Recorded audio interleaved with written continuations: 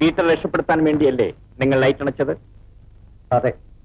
അയാൾ ഇവിടെയല്ലേ ഒളിവിൽ കഴിഞ്ഞിരുന്നത്? അല്ല. പോലീസിന്റെ കയ്യിൽ നിന്ന് ചാടിപ്പോയതിനു ശേഷം അയാൾ ഇവിടെ വന്നിട്ടേ ഇല്ലേ? വന്നിട്ടുണ്ട്, പക്ഷെ ഇവിടെ തങ്ങിയിട്ടില്ല.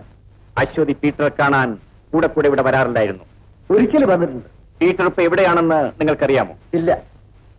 Sir, he knows where he is, but he is lying. Yes, you are correct. He is a bloody liar.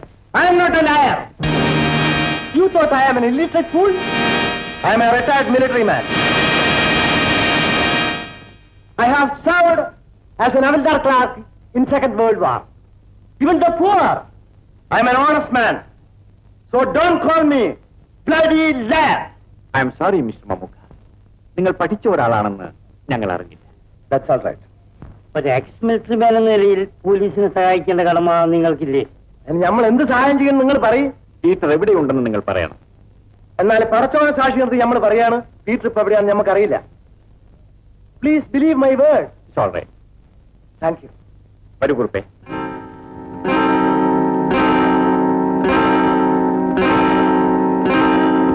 അന്ന് കണ്ടതിന് ശേഷം പീറ്റർ ഞാൻ ഇതുവരെ കണ്ടിട്ടേ ഇല്ല. പിന്നെ അവൻ എവിടെ പോയി? ഇനി വീട്ടിൽ കാണുമോ? അവർ നമ്മൾ അന്വേഷിച്ചു എത്തപ്പാൻ സുഖമില്ലാണ്ടിരിക്കുക. അതുകൊണ്ട് അവനെ കണ്ടാൽ അങ്ങോട്ട് പറഞ്ഞു വിടണം. അവന്റെ ഉമ്മയും പറഞ്ഞു.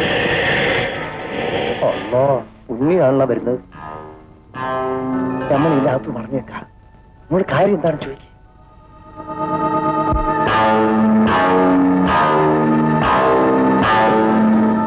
ഞാൻ ടീച്ചറെ ക്ഷണിക്കാൻ വന്നതാ.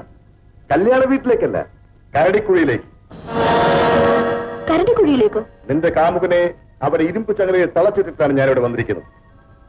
നിനക്ക് അവനെ രക്ഷിക്കണമെന്ന് ആഗ്രഹമുണ്ടെങ്കിൽ നീ എന്റെ കൂടെ വരണം. നമ്മൾ ആദ്യം കരടിക്കുഴിയിലേക്ക് പോവാം. നമ്മൾ അവന്റെ കൂടെ ഇത്തിരി കഴിഞ്ഞേ വരാം.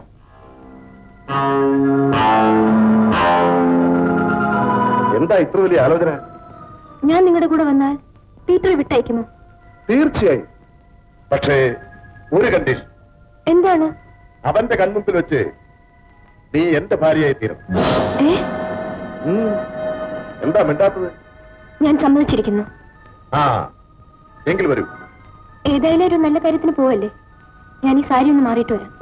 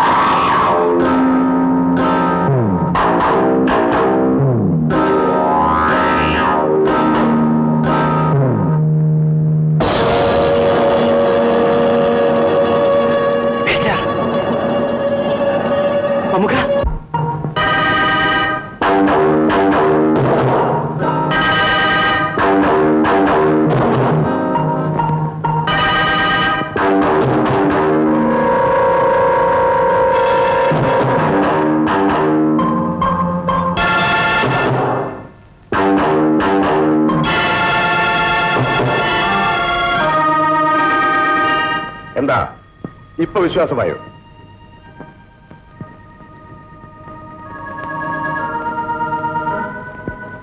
അശ്വതി, ഇവൻ ജീവിച്ചിരിക്കുന്നിടത്തോളം കാലം നിന്റെ മനസ്സ് അസ്വസ്ഥമായിരിക്കും. ആ ശല്യം ഞാൻ ഇപ്പോൾ അവസാനിപ്പിക്കാം.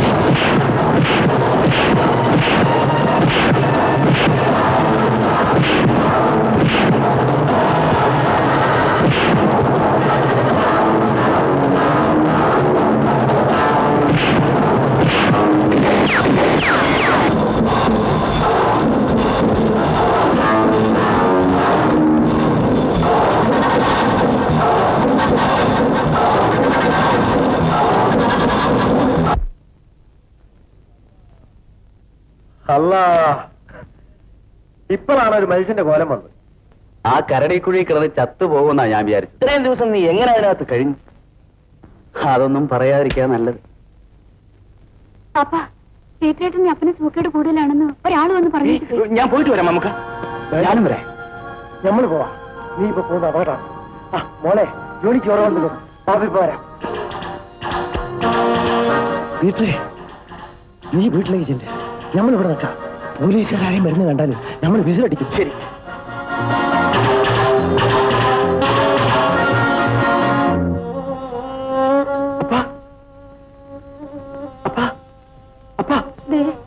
നമ്മുടെ മോൻ വന്നിരിക്കുന്നു.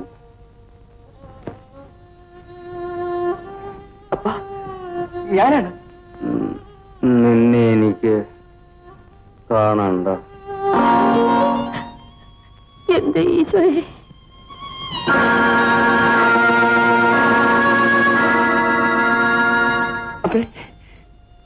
അപ്പാ വെള്ളം കുടിക്കപ്പാ.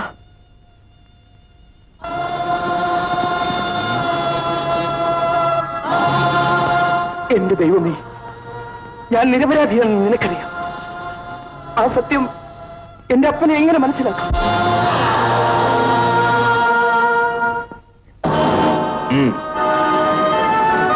അടക്കടാ.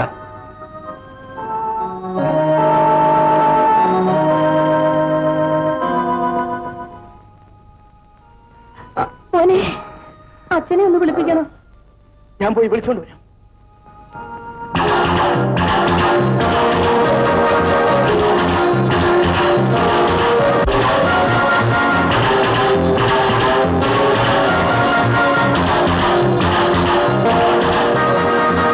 നിങ്ങൾ എന്തിന് പീറ്ററെ കൊല്ലാൻ ശ്രമിച്ചു? ആരുടെയെങ്കിലും പ്രേരണ ഇതിന്റെ പിന്നിലുണ്ടോ? മിസ്റ്റർ ഉണ്ണി, എത്ര ആഴത്തിൽ കുഴിച്ചു മൂടിയാലും സത്യമൊരിക്കൽ വെളിച്ചത്ത് വരും. ഒരു പ്രത്യേക ഉദ്ദേശത്തോടു കൂടിയാണ് ഞാൻ നിങ്ങളെ ഈ പള്ളിമേടയിലേക്ക് കൊണ്ടുവന്നത്. നിങ്ങളെല്ലാവരും കൂടി ക്രൂശിച്ച് ഫാദർ ജെയിംസ് ജീവിച്ച സ്ഥലമാണിത്. അദ്ദേഹം നിങ്ങളെ സ്നേഹിച്ചിരുന്നില്ല. ആപത്തുകളിൽ നിങ്ങളെ സഹായിച്ചില്ലേ? നന്മയല്ലാതെ മറ്റെന്തെങ്കിലും ചെയ്തിട്ടുണ്ടോ? ആ മനുഷ്യ സ്നേഹിയെ നിങ്ങൾ എന്തിനു കൊന്നു? ഞാനല്ല സാർ, ഞാനല്ല. പിന്നെ ആരാണ്? പറയൂ. പറയാം സാർ. ജെയിംസ് അച്ഛനെ കൊന്നത്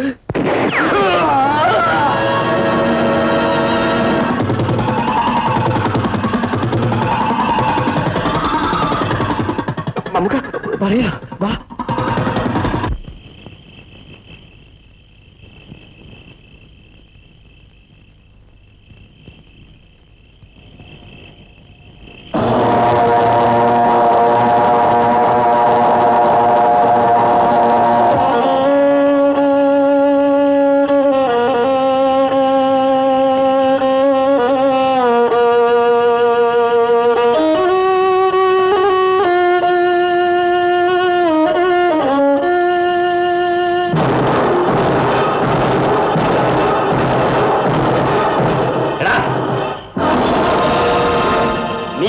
കാമുകിയെ തേടി വന്നതായിരിക്കും അല്ലേ?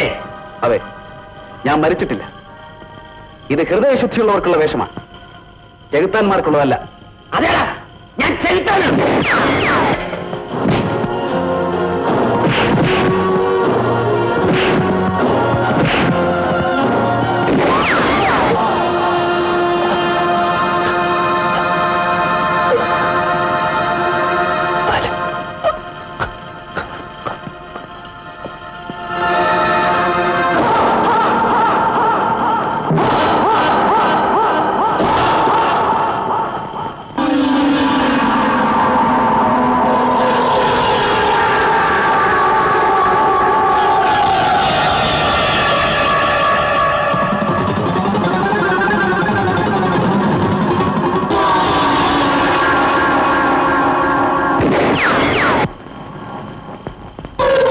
കൊച്ച, ഇനി രക്ഷപ്പെടാമെന്ന് കരുതണ്ട.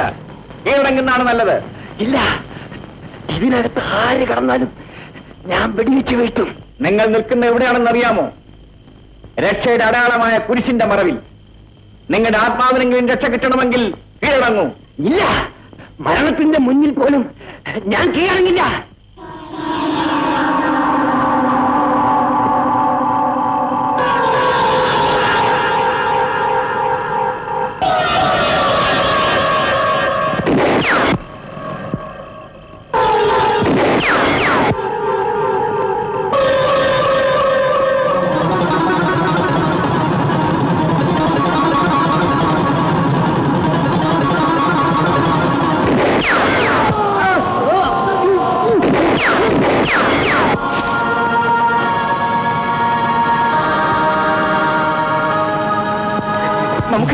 നമുക്ക് നമ്മൾ നോക്കണ്ട, അവനെ വിടരുത്.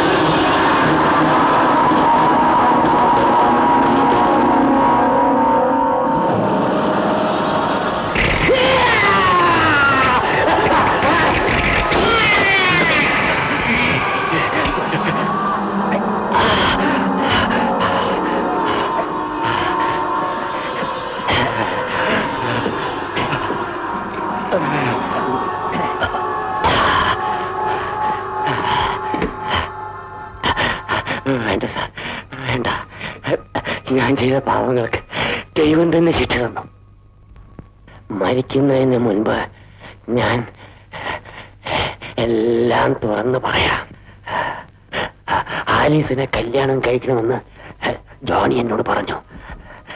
എന്റെ അഭിമാനം നഷ്ടപ്പെട്ടു പോകുമെന്ന് ഞാൻ കരുതി. തന്ത്രപൂർവം ഞാൻ ജോണിയെ ഈ നാട്ടിൽ നിന്നും പറഞ്ഞയച്ചു.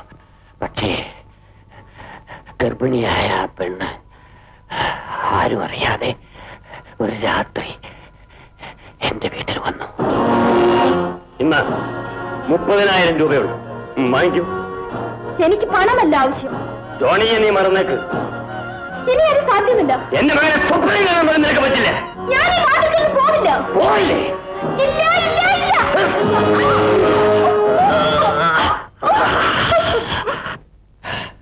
ഉണ്ണി, എന്താ ഈ ശവം എടുത്തുകൊണ്ടുപോയി ഇവരുടെ വീടിന്റെ അടുത്തുള്ള ഏതെങ്കിലും മരത്തിൽ കെട്ടി നോക്ക്.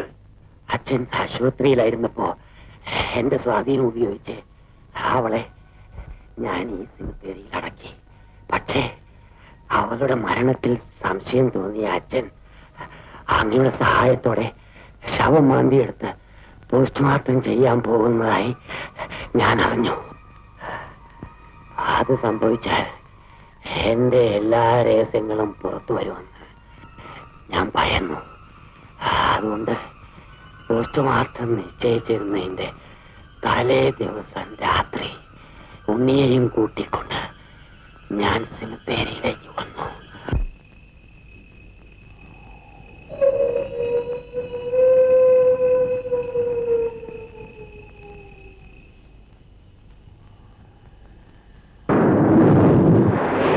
ഉണ്ണി, നല്ല മഴ വരുന്നുണ്ട്. അതിനുമുമ്പ് കുഴി തോണ്ടി പെട്ടി പുറത്തെടുക്കണം. ആ വേഗമായിട്ട്.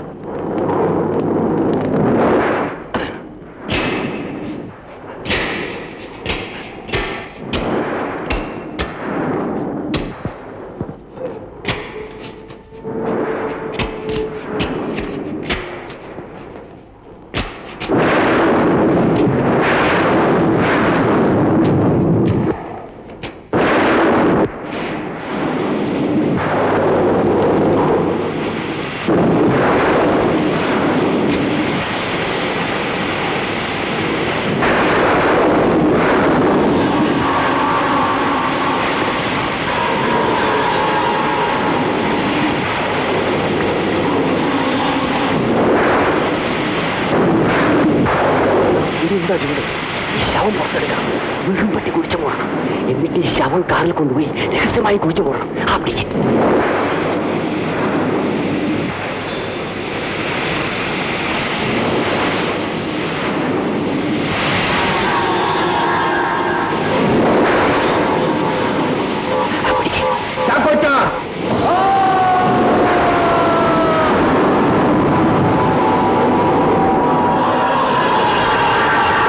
ദൈവനീതിക്ക് ചേരുന്ന കാര്യമാണോ ഈ ചെയ്യുന്നത്? അച്ഛോ, എനിക്കൊരു തെറ്റുപറ്റി, എന്നെ രക്ഷിക്കണം. ചാക്കോച്ച, ഒരു പാപം മറ്റൊരു പാപം കൊണ്ട് ഒരിക്കലും കഴിക്കളയാൻ സാധ്യമല്ല. ഇത് മനസാക്ഷിയുടെ പ്രശ്നമാണ്. ചാക്കോച്ചിന് സിമിത്തേരി വിട്ട് ഉടനെ പുറത്തു പോകണം. അച്ഛോ, ദയവ് ചെയ്ത് ഞാൻ പറയുന്നു ഒന്ന് കേൾക്ക്. എന്റെ അഭിമാനം സംരക്ഷിക്കാൻ വേണ്ടി ഞാൻ പാചകം ചെയ്തു പോയി. നാളെ അത് ഈ ലോകം അറിയുമെന്ന് മനസ്സിലാക്കിയത് കൊണ്ടാണ് ഞാൻ വീണ്ടും ഒരു കടുക്കയ്ക്ക് മുതിർന്നത്. അച്ഛോ, ഞാനും അച്ഛനും ഉണ്ണിയല്ലാതെ വേറെ ആരും അറിയില്ല. എന്ത് പ്രായശ്ചിത്തം ചെയ്യാനും ഞാൻ തയ്യാറാണ്. അച്ഛനെന്നെ രക്ഷിക്കണം. ചാക്കോച്ച, നീതിക്ക് വേണ്ടി ദാഹിക്കുന്ന ആലിസിന്റെ സ്വരം ദൈവസന്നിധിയിൽ നിന്ന് ഞാൻ കേൾക്കുന്നു. ഈ പാപത്തിന്റെ ശിക്ഷ ചാക്കോച്ചിന് അനുഭവിച്ചേ മതിയാവും. അച്ഛോ, ഞാൻ കാല് പിടിച്ച് അപേക്ഷിക്കുകയാണ്, എന്നെ രക്ഷിക്കണം. ക്ഷമിക്കൂ ചാക്കോച്ച, എന്ത് പറഞ്ഞാലും ഞാൻ എന്റെ മനസാക്ഷി വഞ്ചിക്കില്ല. ചാക്കോച്ചൻ ദയവ് ചെയ്ത് പുറത്തു പോകൂ. ഈ പള്ളിയിലെ വികാരി എന്ന നിലയിൽ ഞാൻ ആജ്ഞാപിക്കുകയാണ്, സിമിത്തേരിയിൽ നിന്ന് പുറത്തു പോകൂ. പോകൂ.